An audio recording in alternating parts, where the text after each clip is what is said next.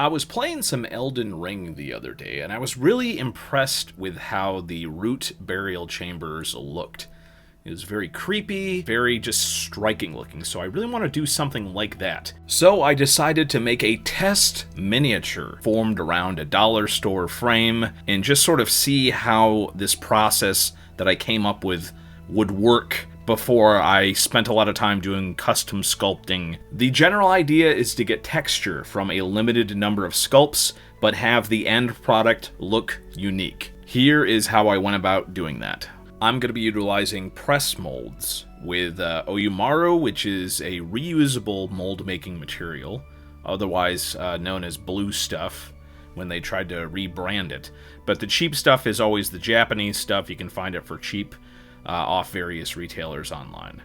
And I'm going to be using various textures from some of my favorite miniatures, including some chainmail miniatures and some more modern WizKids miniatures. I had the Mad Mage Premium Laboratory set, which had some cadavers, which really looked perfect for this sort of miniature. As for the material to use in those molds, I briefly considered using Sculpt Mold. If it's not like a big piece of terrain, smaller bits of Sculpt Mold really vary like wildly in terms of like tensile strength. I really decided to go with green stuff because of the strength of the material. It's very easy to get texture from green stuff, so it's very easy to use in press molds. And frankly, it's not that much money. People talk about green stuff like it's incredibly expensive. You get like 36 inches for around 20 bucks without any sort of sale. So I only really used maybe conservatively like half of that. So it's only 10 bucks that went into this miniature, probably a lot less. And you know what? I learned a lot. Money well spent. The mold making material is very simple to use. You just heat it up with hot water, you press the original in there, and bingo bango bongo, you have a bunch of molds which you then can press the green stuff into to make a heck of a lot of green stuff duplicates of all sorts of textures.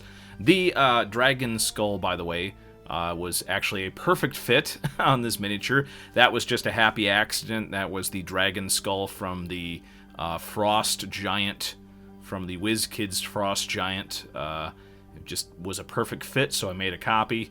And yeah, it's basically like a puzzle with really no instructions.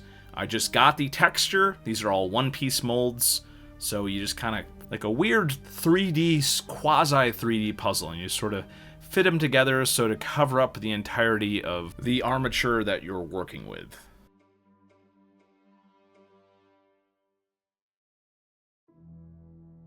And then I started to use some tacky glue to fill in the gaps.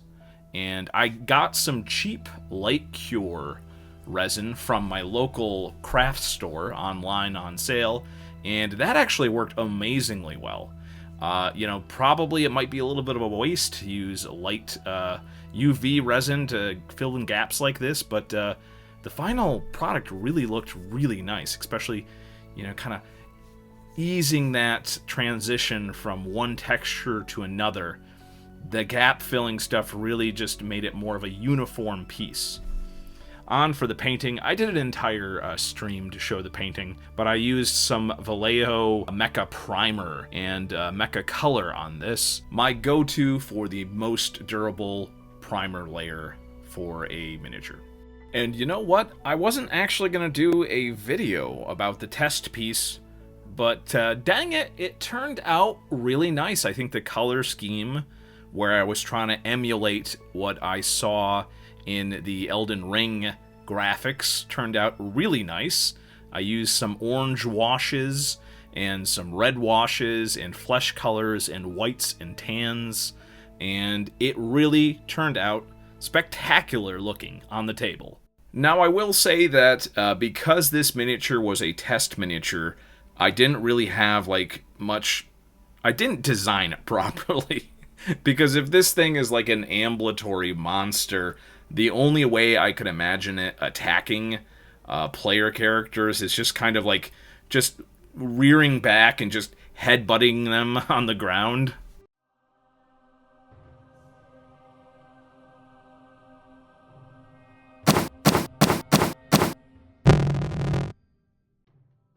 Well, I hope you enjoyed this progress video. I am hoping to get the main deal done soon. I'm working on my custom sculpts for the textures and whatnot for the burial chamber type terrain. But yeah, this was a fun test and it went really, really well. I am definitely going to use this process in future miniatures and really maybe work on different ways of creating my own custom texture molds for future stuff that I got planned. So be on the lookout for that.